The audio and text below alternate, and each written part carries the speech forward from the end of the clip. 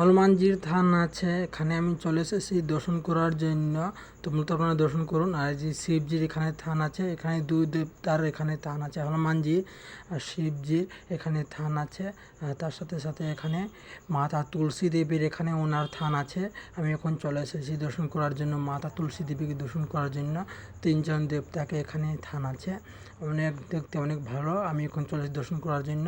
আর তার সাথে সাথে এখানে ফুল গাছও আছে, কি সৌন্দর্য, লাল ফুল আর তার পাতাগুলো সবুজ সবুজের, এখানে খুবই ভালো লাগছে। তাই এখন আমি চলে এসেছি যে দেবতাকে দর্শন করার জন্য। তাই আপনারা দেখতে পাচ্ছেন এখানে যে ফুল গাছের সৌন্দর্য আমাকে খুবই ভালো লাগছে, এই জন্য আমাকে খুবই একটু ভালো লাগছে। ফুল গাছটা দেখতে পাচ্ছেন আপনারা। আর তার সাথে সাথে থান আছে, হনুমানজির আর শিবজির থান আছে, আর এখানে মাতা তুলসী দেবীর থান আছে। আর আমি এখন চলে এসেছি দর্শন করার জন্য।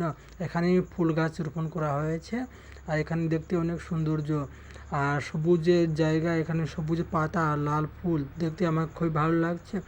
বন্ধুরা আপনারা দেখতে পাচ্ছেন, আপনারা দর্শন করে যাবেন, কেউ ভিডিওটি টান দেবেন না প্লিজ।